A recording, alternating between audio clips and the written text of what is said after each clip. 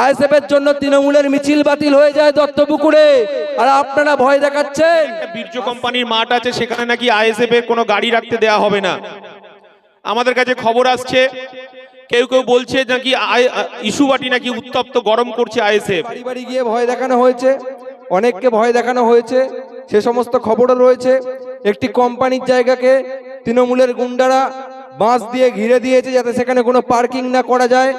এই সমস্ত অসহযোগিতার পরেও আজকে এখানে সভা হচ্ছে এবং নওশাদ সিদ্দিকী আসছেন।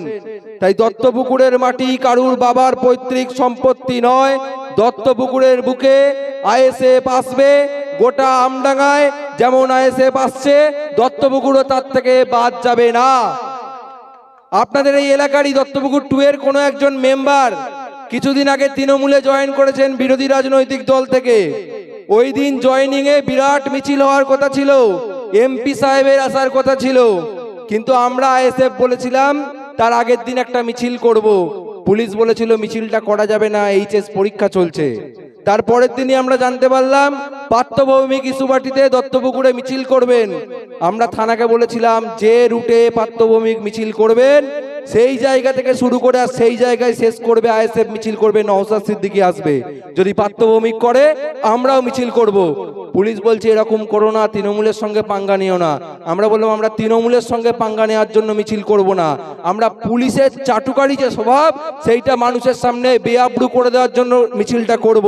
সেইটা শোনার পরে পুলিশ বাধ্য হয়েছে এমপি সাহেবকে মিছিলটা করতে দেয়নি, পুলিশ বাধ্য হয়েছে ওই মিছিলটাকে বাতিল করতে। আজকে আইএসএফ দত্তপুকুরের বুকে এই জায়গাটা রাখে। আইএসএফ এর জন্য তৃণমূলের মিছিল বাতিল হয়ে যায় দত্তপুকুরে, আর আপনারা ভয় দেখাচ্ছেন। আসছে বাংলার বাঘ, আর মিনিট 5 মধ্যে ঢুকবেন, তারপর আপনারা কোথায় ঢুকবেন সেই জায়গাটা খুঁজে রাখুন। ধন্যবাদ। এখন আপনাদের সামনে বক্তব্য রাখবেন ইন্ডিয়ান সেকুলার ফ্রন্টের সাধারণ সম্পাদক তথা আমডাঙ্গা বিধানসভার পর্যবেক্ষক বিশ্বজিৎ মাইতি। আজকে মঞ্চে যারা আছেন বয়োজ্যেষ্ঠদের আমার প্রণাম। ইস্যুবাটির গ্রামের যারা বয়োজ্যেষ্ঠ আছেন তাদেরকে আমার প্রণাম, ছোটদের ভালোবাসা। আজকে আমার যারা মা চাচিরা আছেন তাদেরকে আমার প্রণাম। আজকে আমাদের যারা সহযোদ্ধারা এখানে রক্তদান শিবির করছে, আমাদের কাছে প্রচুর খবর আসছে যে মাঠে জল ঢেলে দেওয়া হবে। আমাদের কাছে খবর আসছে এখানে একটা বীর্য কোম্পানির মাঠ আছে, সেখানে নাকি আইএসএফ এর কোনো গাড়ি রাখতে দেয়া হবে না। আমাদের কাছে খবর আসছে কেউ কেউ বলছে নাকি ইস্যুবাটি নাকি উত্তপ্ত গরম করছে আইএসএফ। আমরা বলছি আমরা গরম করতে আসিনি, আমরা ইস্যুবাটির মানুষের, এই বাংলার সংখ্যালঘু মানুষের কবরস্থান তৃণমূল দখল করে বিজেপির হাতে তুলে দিচ্ছে, ঈদগাহ বিজেপির হাতে তুলে দিচ্ছে। অমিত পোর্টালের নাম করে এই এসআইআর এর আবহে মমতা বন্দ্যোপাধ্যায় যে কথা বলছেন তার প্রতিবাদ করতে বাঘের বাচ্চা নওশাদ সিদ্দিকী ইস্যুবাটিতে ঢুকছে। আমরা বলতে চাইছি আপনি এসআইআর করতে চাইছেন, এসআইআর এ আমাদের ভোটার কার্ড আছে, আমাদের জমির দলিল আছে, আমাদের পর্চা আছে, আমাদের বাচ্চাদের অ্যাডমিট কার্ড আছে, আমাদের রেশন কার্ড আছে। আমরা বারবার ভোট দিয়ে আমাদেরকে তৃণমূলকে ভোট দিয়েছি, কেউ বিজেপিকে ভোট দিয়েছে, কেউ সিপিএম কে ভোট দিয়েছে। কেরলে সিপিএম সরকার যদি এসআইআর আটকে দিতে পারে তাহলে আমার বাংলার মুখ্যমন্ত্রী যিনি হিজাব পরে ইনশাআল্লাহ সুবহানাল্লাহ করেন তিনি আটকাতে পারলেন না। তিনি মুসলমান ভাইদেরকে ভয় দেখাচ্ছেন। কে শুভেন্দু অধিকারী, কে অর্জুন সিং, এরা তো তৃণমূলের নেতা। আসলে এদেরকে বিজেপিতে পাঠানো হয়েছে হিন্দু মুসলমানের বাইনারি পলিটিক্স করার জন্য। এটা মমতা বন্দ্যোপাধ্যায় তার বাপের পৈতৃক সম্পত্তি নয়। আমরা দেখেছি 34 বছরে সিপিএম কে চলে যেতে, আমরা দেখেছি 30 বছরের কংগ্রেস সরকারকে চলে যেতে। এই উত্তর 24 পরগনা বারাসাতে তিতুমিরের নেতৃত্বে ব্রিটিশ সাম্রাজ্যবাদের বিরুদ্ধে 80,000 কৃষককে সেদিন সমবেত করেছিল তিতুমির। এই বাংলা প্রতিবাদের বাংলা, আমডাঙ্গা প্রতিবাদের আমডাঙ্গা। এই আমডাঙ্গায় 8 বার হাসিম আব্দুল হালিমকে আমাদের এই আমডাঙ্গার মানুষ নির্বাচিত করেছে। আমরা হাসিম আব্দুল হালিমকে দেখেছি, তিনি স্পিকারের পদ গ্রহণ করেছেন, তিনি বিশ্ব দরবারে আমডাঙ্গাকে তিনি প্রতিষ্ঠিত করেছেন। কিন্তু এই আমডাঙ্গার এমএলএ রফিকুর বাবু এই আমডাঙ্গাকে বোমাডাঙ্গা হিসেবে পরিণত করেছে। এই আমডাঙ্গাকে তিনি একদম গরিব খেটে খাওয়া শ্রমজীবী মানুষকে তার মাথায় পিস্তল ধরে ভোট লুট করা হয়েছে। পঞ্চায়েত তো লুটের ভোট আমরা শুনতে পাচ্ছি। এখানকার কে সাহা আছে, মান্তু সাহা, উনি ছেলে না মেয়ে আমি জানি না। আমি শুধু এই কথাটা বলতে চাইছি যে মান্তু বাবু, আমাদের লড়াইটা আপনাদের সুপ্রিমো মমতা বন্দ্যোপাধ্যায়ের বিরুদ্ধে, অভিষেক বন্দ্যোপাধ্যায়ের বিরুদ্ধে, আর দিল্লির নরেন্দ্র মোদীর বিরুদ্ধে। আপনি তো চুনোপুটি। আপনাকে বলতে চাই, আপনি পঞ্চায়েতের উপপ্রধান, আপনি বাড়ি বাড়ি গিয়ে গিয়ে প্ল্যান বন্ধ করে দিচ্ছেন যারা সিপিএম করে, যারা আইএসএফ করেন। বলতে চাইছি, আমার বাঘের বাচ্চা নওশাদ সিদ্দিকী সুবাটিতে ঢুকছে, যদি ক্ষমতা থাকে তেঁতুলতলে একবার তাকে আটকে দেখান। আমরা বলতে চাইছি, এই দত্তপুকুরের মানুষের মাথায় পিস্তল ধরে তার গণতান্ত্রিক অধিকারকে কেড়ে নেওয়া হয়েছে, ভোটাধিকারকে কেড়ে নেওয়া হয়েছে। দত্তপুকুর টু লুটের পঞ্চায়েত চলছে। 100 দিনের কাজের অধিকারকে চুরি করেছে তৃণমূল। গরিব খেটে খাওয়া শ্রমজীবী মানুষের প্রধানমন্ত্রী আবাস যোজনার টাকা চুরি করেছে তৃণমূল, মিড ডে মিলের টাকা চুরি করেছে তৃণমূল। আমরা বলতে চাইছি, এই লুটের পঞ্চায়েত দত্তপুকুরের মানুষ হতে দেবে না। দত্তপুকুরের মানুষ প্রতিবাদের যেমন মানুষ, তেমনি সুস্থ সংস্কৃতির মানুষ। এখানে অন্যায়কে মেনে নিতে পারে না। আমরা দেখেছি যে এই দত্তপুকুরের মানুষ কোন অন্যায়কে কোনোদিন মেনে নেয়নি, কোন অন্যায়কে প্রশ্রয় দেয়নি। গরিব খেটে খাওয়া শ্রমজীবী মানুষের বাস এই আমডাঙ্গা তথা দত্তপুকুরে। আমরা কি দেখলাম, ইস্যুবাটিতে গরম করা হচ্ছে। আমি জানি না, আমি আমার ধর্ম হিন্দু, কিন্তু আমি যেটুকু বুঝেছি, আমার নওশাদ সিদ্দিকী বলেছেন, নানা ভাষা, নানা মত, নানা পরিধান, বিবিধের মাঝে দেখো মিলন মহান।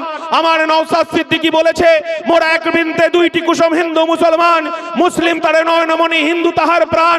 আমরা বলতে চাইছি, এক ধরনের অসাধু রাজনৈতিক ব্যক্তিত্ব, তারা বলছে কি এটা ফুরফুরা, তবলিগ, জামাত, দেওবন্দ। আমরা বলতে চাইছি, যখন দুর্গাপুরে যখন আমার মুসলমান চাচাকে গরু ব্যবসায়ের নাম করে তাকে যখন তার দাড়িটা ধরে টানা হচ্ছিল, আর গরুর দড়ি খুলে তার যখন গলায় বেঁধে টানা হচ্ছিল, যারা এ কাজ করেছে আমার সেই চাচাকে একবারও জিজ্ঞাসা করেনি আপনি ফুরফুরা, আপনি তবলিগ, আপনি জামাত, আপনার দাড়ি আছে মানে আপনি মুসলমান, অতএব আপনাকে এই ব্যবসা করা যাবে না। আমরা বলতে চাইছি, যেটা বিহার, উত্তরপ্রদেশে হয়, মমতা বন্দ্যোপাধ্যায় পুলিশ মন্ত্রী, সেই জিনিস আমাদেরকে দেখতে হচ্ছে এই বাংলায়, দুর্গাপুরে। আমরা কি দেখলাম? আমরা দেখলাম বারুইপুরে একজন টোটো চালক, তাকে জিজ্ঞাসা করা হচ্ছে তুমি হিন্দু না মুসলমান? সে যখন বলেছে আমার নাম করিম, আমার নাম আব্দুল, আমার নাম সেলিম, তখন তাকে পিটিয়ে পিটিয়ে রক্তাক্ত করা হলো। তাকে একবারও জিজ্ঞাসা করা হয়নি তুমি তবলিগ, তুমি জামাত, তুমি ফুরফুরা। তিনি একজন মুসলমান। আর যখন আমরা মহেশতলাতে দেখলাম অভিষেক বন্দ্যোপাধ্যায়ের ওখানে মন্দিরের সামনে একটা মুসলমান ভাই ফলের দোকান দেয়, যে ফলের দোকানে আমার হিন্দু ভাইরা, হিন্দু মায়েরা পুজোর জন্য ফল কিনে নিয়ে যায়, আমার মুসলমান ভাইরা, মুসলমান বোনেরা ফল কিনে নিয়ে যায় তার রুগী শুশ্রূষা করার জন্য। সে শুধু বকরা ঈদের জন্য বাড়িতে ছুটিতে গেছে। সে এসে দেখে এক দল উন্মুক্ত জনতা সেখানে তুলসী মণ্ডপ বানিয়ে দিয়েছে রাস্তার ধারে। সে যখন বলছে এটা আমার রুজির জায়গা, তাকে তখন জিজ্ঞাসা করা হচ্ছে এই মন্দিরের সামনে মুসলমানের জায়গা নেই। তখন কিন্তু তাকে জিজ্ঞাসা করা হয়নি আপনি জামাত, আপনি আহলে হাদিস, আপনি ফুরফুরা। সে একজন মুসলমান। এই বাংলার বুকে আমরা কখনো দেখিনি হিন্দু মুসলমানের রাজনীতি করতে। এই মমতা বন্দ্যোপাধ্যায় আমরা দেখেছি হিজাব পরে নাটক করে, ইনশাআল্লাহ সুবহানাল্লাহর আড়ালে এই বাংলার মানুষ, এই দত্তপুকুরের মানুষ মমতা বন্দ্যোপাধ্যায়কে দেখতে চেয়েছিল যে তিনি একটা কারখানার ফিতে কাটবেন। আমরা দেখতে চেয়েছিলাম উত্তরবঙ্গে শিলিগুড়িতে একটা কারখানার ফিতে কাটবেন। আমরা দেখতে চেয়েছিলাম রাজারহাট, যে রাজারহাট জ্যোতিবাবু তৈরি করেছিলেন, গৌতম দেবরা তৈরি করেছিলেন। এই বাংলার বেকার যুবকের কর্মসংস্থান হবে, এই বাংলার বেকার যুবকরা সেখানে আইটি হাবে কাজ করবে, এই বাংলার যুবকরা সেখানে স্বপ্ন দেখছে, এই বাংলার যুবকরা। কিন্তু আমাদের মমতা বন্দ্যোপাধ্যায় সেখানে 15 একর জমিতে তিনি এই তৃণমূলের নেতারা, তৃণমূলের কর্মীরা 21শে জুলাই যেদিন বগল বাজাতে বাজাতে বিরিয়ানির প্যাকেটে নিয়ে ডিম ভাত খাওয়ার জন্য যেদিন ধর্মতলায় উপস্থিত হয়েছিল 21শে জুলাই, এই দত্তপুকুরের ইস্যুবাটি দত্তপুকুর 2 এর মানুষ সেদিন মমতা বন্দ্যোপাধ্যায়কে তিনি ভেবেছিলেন যে মমতা বন্দ্যোপাধ্যায় 2026-এ বেকার যুবকদের যারা 26,000 চাকরি প্রার্থী তাদের হয়তো বার্তা দেবেন, তাদের চাকরিতে পুনর্নিয়োগ হবে, এখানে কলকারখানার ফিতে কাটবে, নতুন করে কর্মসংস্থান হবে, স্বপ্ন দেখতে গিয়েছিল। আর মমতা বন্দ্যোপাধ্যায় এই বাংলার মুসলমানের করের টাকায়, এই বাংলা হিন্দুদের করের টাকায়, এই বাংলার আদিবাসী দলিতদের করের টাকায় তিনি বলছেন আমি জগন্নাথ মন্দির তৈরি করেছি 400 কোটি টাকায়। আর তিনি কি বলছেন এই বাংলার স্বপ্ন নগরী, এই বাংলার কর্মসংস্থান নগরী।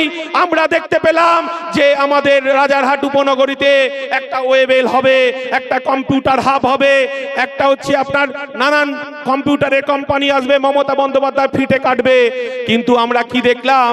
আমরা দেখলাম মমতা বন্দ্যোপাধ্যায় বলছে ওখানে সরকারি টাকায় দুর্গা মন্দির হবে। উনি বলছেন যে আমরা হয়তো ভেবেছিলাম শিলিগুড়িতে একটা কারখানা তৈরি হবে, মমতা বন্দ্যোপাধ্যায় সেখানে গিয়ে ফিতে কাটবে। কিন্তু আমরা কি দেখলাম? মমতা বন্দ্যোপাধ্যায় সেখানে শিবের মন্দির তৈরি করবে। আমরা ইন্ডিয়ান সেকুলার ফ্রন্ট বলতে চাইছি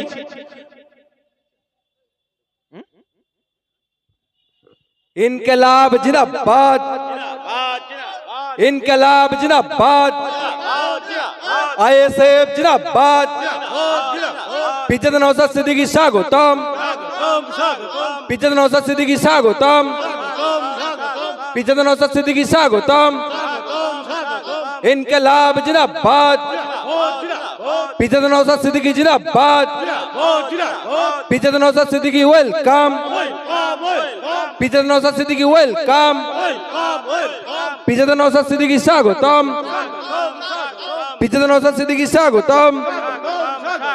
ইনকলাব জিন্দাবাদ, ইনকলাব জিন্দাবাদ, আইএসএফ জিন্দাবাদ, আইএসএফ জিন্দাবাদ, পিছনে নওশাদ সিদ্দিকী ওয়েলকাম, পিছনে নওশাদ সিদ্দিকী ওয়েলকাম, পিছনে নওশাদ সিদ্দিকী স্বাগতম, পিছনে নওশাদ সিদ্দিকী স্বাগতম।